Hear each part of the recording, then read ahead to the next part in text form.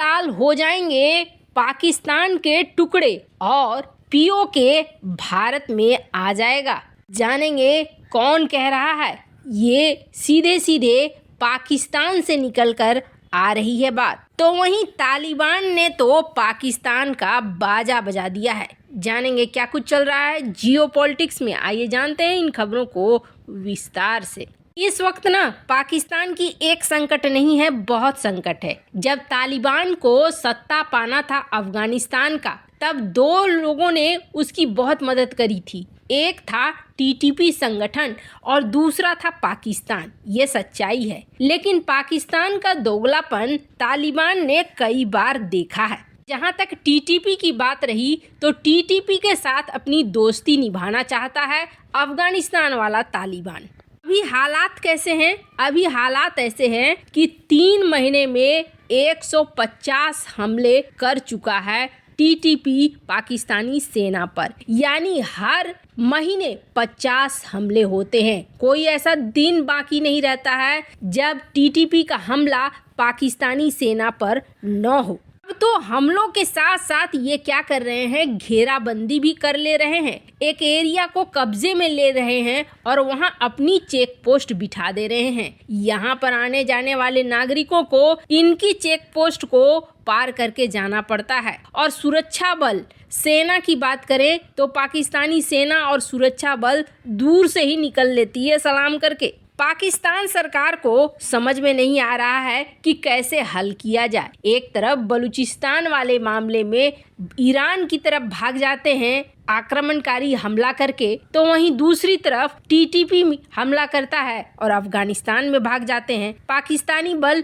कोई काम नहीं कर पाती है। अब तालिबान को रोकने के लिए अफगानिस्तान से पाकिस्तान भीख मांग रहा है। पहले तो सिर्फ पाकिस्तान का खैबर पख्तूनख्वा और बलूचिस्तान में ये सारी चीजें हो रही थी, लेकिन अब ये आगे निकलकर पंजाब में भी होने लगी हैं। और बार बार शहबाज शरीफ सरकार ये कह रहा है तालिबान से कि आप उन्हें कंट्रोल कीजिए, आप कहिएगा तो वो मान जाएंगे। अफगानिस्तान तालिबान के कहने पर टीटीपी और पाकिस्तान के बीच बातचीत भी हुई थी, पॉजिटिव परिणाम भी आए थे और युद्ध विराम के लिए सहमत भी हो गया था। बदले में पाकिस्तान ने जेल में बंद कई टीटीपी आतंकियों को रिहा भी कर दिया था। लेकिन पिछले साल नवंबर महीने में सीज फायर एक तरफा तोड़ने का ऐलान कर दिया टीटीपी ने और उसके बाद लगातार पाकिस्तान पर हमले शुरू हो गए। टीटीपी ये चाहता है कि पाकिस्तान में इस्लामिक शरिया वाला कानून वाला सरकार हो,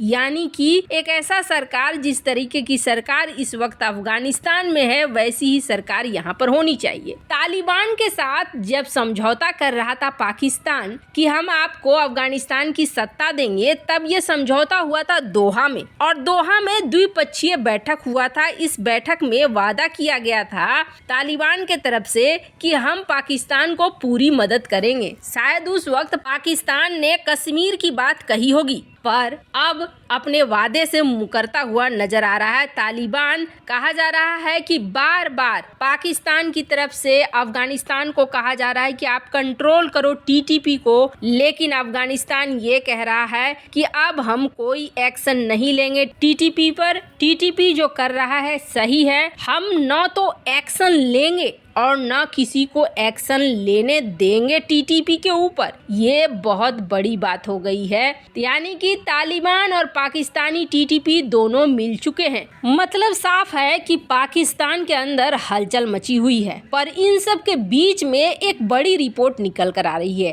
पाकिस्तान में महंगाई दर अपने रिकॉर्ड पर है और जीवन जीने के लिए जो जरूरी चीजें होती हैं वो भी बेहद महंगी कीमत पर बिक रही हैं। आम जनता इस कदर परेशान हो गई है कि आप समझ लीजिए कि छोटी छोटी चीजों के लिए इन्हें इस वक्त हजारों रुपए की जरूरत है। और इस स्थिति से निपटने के लिए पाकिस्तान की सरकार क्या कर रही है, दूसरे देशों के सामने कटोरा लेकर जा रही है। पर वहां पर कटोरे में अगर भीख मिल भी जाता है तो वो पाकिस्तान के आम जनता को मिलने वाला नहीं है। पाकिस्तान बिखरने की स्थिति में पहुंच चुका है। 6 संकटों से इस वक्त पाकिस्तान जूझ रहा है और ये रिपोर्ट अमेरिका की एक बड़ी एजेंसी ने सामने रखी है। पाकिस्तान इस वक्त अपने सबसे खराब दौर में है।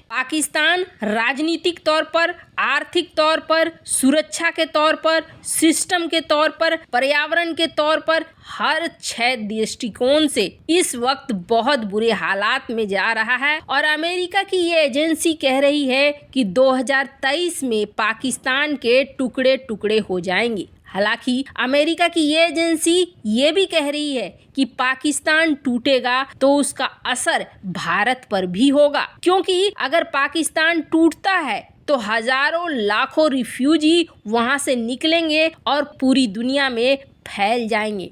खास तौर पर भारत में घुसने की कोशिश बहुत ज्यादा करेंगे। अब इसी एजेंसी का ये भी कहना है कि इमरान खान और इस वक्त की पाकिस्तान की सरकार एक फुटबॉल बनाकर इन्होंने राजनीति को रख दिया है। इन्हें एक दूसरे के साथ फुटबॉल खेलने के अलावे सरकार चलाने की कोई फुर्सत नहीं है। एक तरफ महंगाई है, दूसरी तरफ टीटीपी है जिसने अपनी सरकार अलग से घोषणा कर दी है। अब ये एजेंसी कहती है कि अफगानिस्तान से अमेरिकी सेना वापस गई तो तालिबान के हौसले बुलंद हैं, टीटीपी के भी हौसले बुलंद हैं। अफगानिस्तान को लग रहा है कि अमेरिका जब हमें हरा नहीं पाया तो पाकिस्तान क्या चीज है। पर ये एजेंसी अब ये कह रही है कि भारत के पास ये बेहतरीन समय है।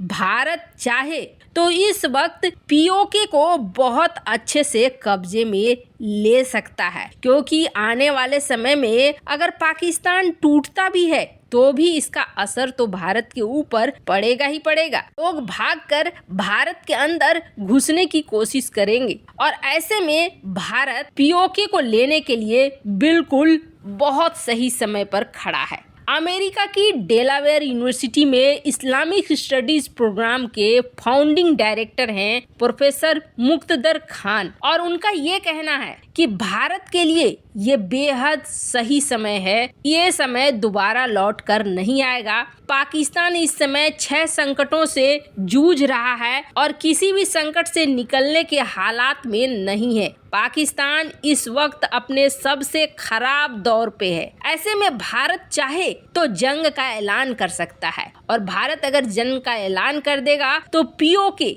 और बाकी इलाकों को अपने में मिला सकता है। इनका कहना है कि 2023 में पाकिस्तान के वैसे भी टुकड़े टुकड़े हो जाने हैं। भारत चाहे तो अपनी मन मर्जी से पीओके तथा पीओके के अलावे भी बहुत सारे जगह हैं जिस पर कब्जा जमा सकता है। वैसे आपको बता दें, भारत सरकार पीओके को लेकर कई बार भारत सरकार के मंत्रियों ने कहा भी है, पर क्या ये सही वक्त है और इस वक्त भारत इसका फायदा उठाएगा? ये बात सही अब तो अमेरिकी विशेषज्ञ भी बोलने लगे। खुद पीओके के अंदर से भी ये आवाज आ रही है कि हमें भारत में मिला लो, हम अब नहीं रहना चाहते हैं पाकिस्तान के साथ। ऐसे में भारत के पास है पूरा मौका। पर आपको क्या लगता है, क्या भारत को पीओके को मिलाने के लिए बिल्कुल सही समय है और भारत को एक्शन ले लेना चाहिए? कमेंट कर अपनी राय जरूर बताएं। जल्द मिलते हैं अगले वीडियो में नई खबर के साथ।